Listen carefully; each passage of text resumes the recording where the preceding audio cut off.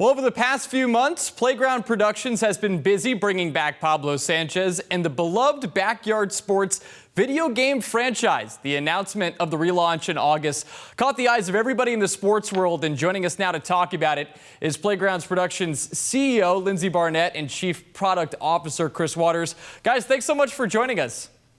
Thank you for having us. This is so exciting. Thanks for having us. How exciting has this year been for Playground Productions to bring these backyard sports games back? Well, if you can't tell by just looking at Chris and me, we can't stop smiling. And I think that's a great reflection of what it's been like to bring these games back. And I think the question that so many people had when they saw this announcement in August, myself included, was how did the relaunch of backyard sports come together?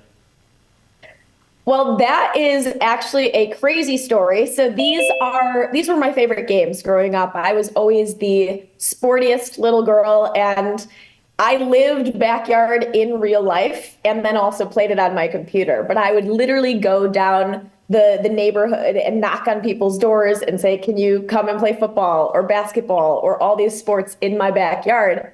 And so during the pandemic, I was actually an elementary school teacher and had noticed all of the content that was popping up, all these children's shows and television and film. And I was like, backyard is what my students need. This needs to come back. And I started looking for the rights and just did like a Google search. It was not findable. And so I called a lawyer and they couldn't find it. So ultimately, I wound up hiring a private investigator to track the rights down. And the whole process took 3 years in total, 2.5 years. And but here we are now. And considering that was a process, right? And then you make the announcement in August. What was it like to see the positive reaction of so many people and even former athletes when you released that trailer that we just played off the top? Oh, we talk about this all the time. Pablo Sanchez is your favorite athlete's favorite athlete. He is the true GOAT, and it's undeniable. But we are just having an incredible response to it. And it's just, Chris and I talk about this all the time.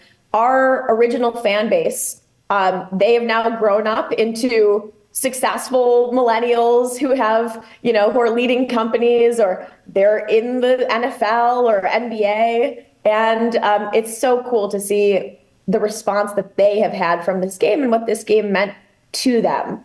We talk about this a lot, but we really feel like we're not selling a video game. We're selling a time machine that takes people back to a part of their childhood that means something to them.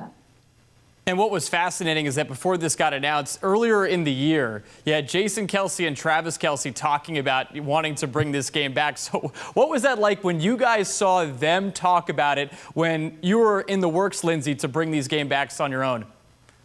Oh, that was so many people had sent these, like all my friends from Chicago who were like, Lindsay, this is great. The Kelces are talking about this on the podcast. And I was like, I haven't closed on the deal yet. This isn't that exciting for me at this moment. And then I very shortly after closed on the deal. And then it became way more exciting. But it was a very stressful week, actually. Well, it all worked out. And they did bring more attention to it before the announcement ultimately got made. And we love the Kelces, and they're just such great supporters of the game, and a great reflection of, how our original fan base has grown up. And, I think they represent a lot of what backyard is all about. Chris, I read that you didn't actually play the game growing up, but obviously now having worked with it and putting this all together, you've really grown to appreciate, what this has meant to so many people. So what's this process been like for you to have been now working on the game and seeing so many people's childhood favorite games start to be fulfilled again through different platforms? Yeah, it's been a really incredible experience. I've worked in animation and entertainment for 20 years, and I've worked on a lot of huge brands. And when Lindsay told me about backyard sports, not having the context, I'm a little older than Lindsay, and not having grown up with the games, I didn't know what to expect. And really, the Kelces was the first signal, but post launch, seeing the way these characters and this game has impacted, all of these fans that we have was remarkable to me. And I think it goes beyond just a game they enjoyed playing when they were kids. I think, as Lindsay said, this is a time machine. I think they really connected. Everybody feels seen in Backyard. There's such a diversity of characters from all walks of life with really distinct, funny personalities. And I think it's a testament to Humongous and that whole team that they created something that still resonates so profoundly all these years later. And for me, I just feel every day Lindsay and I wake up and we're like, this is our job. This is what we get to do. We both love sports.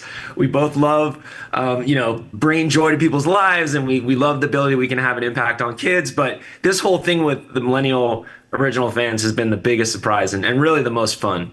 And you see how much it resonates even in the current day. You know, you look at Bobby Witt Jr. with that Pablo Sanchez bat hitting the home run, and people were going crazy about that. I mean, what was that like for both of you guys? There it is, right there. I mean, here's the bat. Here's the bat. This isn't the actual bat, but it's a facsimile of the bat.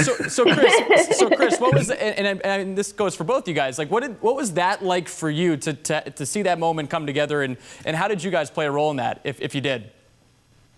Well, I mean, I think, first of all, it was, we talk about the performance enhancing characters, PECs, and Pablo is that, right? We just had a sense. Yeah, he is magic. He's the GOAT. And, so just the fact that he was using the bat in the game was already, felt like a miracle to us. And then it kind of just blew our minds when he hit the home run, because you just feel like there's something magic about this brand. There's something magic about these characters that it almost felt like destiny. And we love Bobby for doing that. And we love Pablo for helping him do it. I mean, it was just so much fun to see that. Now, you look at the trailer here and you look at the pictures that we just showed as well. You guys have been able to simultaneously maintain each character's look, but you're also bringing them to a little bit more of a modernized look as well. How are you able to do that? Yeah, that was one of the most important things to me about bringing this brand back, because this game meant so much to my childhood. And when we were working with our incredible animation team, the task was really to create what was the false memory of millennials. What did this brand look like when it's not pixelated? And when you're thinking back and thinking everything was just a little clearer than it might have been in 1997 when the game first came out. And that was, what they ultimately created. And I think it really captures a lot of the shows and spirit of the 90s. We talk about that spirit of the 90s a lot. And, as a former teacher, that's important to me too, because what I liked about this trailer and reintroducing this brand is it explains that there's nothing better to be than a kid. When you're a kid, that's where you should be. This is the best time in life for you. We're not trying to get kids to age up. This is exactly where they're supposed to be, and make them feel like, wow, being a kid is really awesome, and I don't need to grow up faster than anything. And I think you put that perfectly, Lindsay, because you're taking me back to when I was a kid playing these games and just how much I enjoyed that feeling of being a kid and trying to win at these games against the computer, but also playing with so many different characters. The question I have for you two, though, is that obviously this hit so well with people of my generation, right, that are now in either their late 20s, early 30s, that grew up playing these games. So how do you hope to bring the franchise into the future in a way that it brings in the current younger generation, that the kids now of today's age? Well, first of all, we relaunched Backyard Baseball in 1997 and Backyard Soccer in 1998 already. And both of them came back as the #1 new sports games on Steam. We're working on mobile accessibility right now, and we have lots of other exciting things to come. But that was a really, really good statement for how fans were reacting to this. And we got so many videos of our original fan base introducing it to their kids, their nieces, nephews, and it was just really exciting because they felt a very big piece of pride, like showing a piece of their childhood that meant something and, was very positive, and then having their kids react the same way. And now, we have our own little audience of kids, and that is super exciting. And Chris will tell you a little bit more about some of the plans we have as we extend into other mediums. Yeah, I mean, for us, the thing that made this game really powerful for millennials and why you guys, guys like you, Joe, loved it was, it was easy and accessible to play. And sports games are so complicated and they've become real incredible simulations of actual professional sports. And for us, I think Backyard sits in a little bit of a different spot where you can pick it up. If you're not a hardcore gamer, you can pick it up and start playing. And so as we think about future games and as we look at these games, we think there's a real opportunity for mom and dad or uncle to play with their nephews. And this game is so accessible. And so it is. So our push, in the coming year is really, now that we have millennials excited, our focus will shift to families and really pushing the game towards, hey, this is going to be a fun experience for you to enjoy with your kids, and your kids are going to be able to play. There's a T-ball mode, there's accessibility modes, and I think in '97 and soccer is really a game you can pick up and play right away. And so Humongous did a great job of making this game age appropriate, and it's very rare you have a brand that works both for kids and older audiences, and so we want to capitalize on that and make sure that everyone gets to experience this fun together. And then we're extending the brand, as Lindsay mentioned and teed me up for.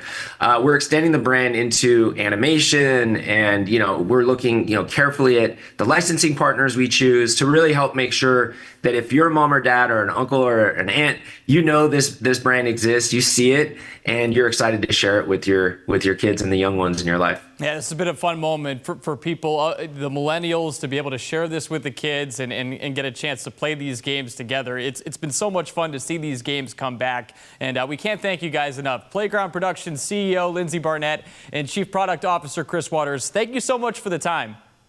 Thanks for having us. Go Pablo. Thank you.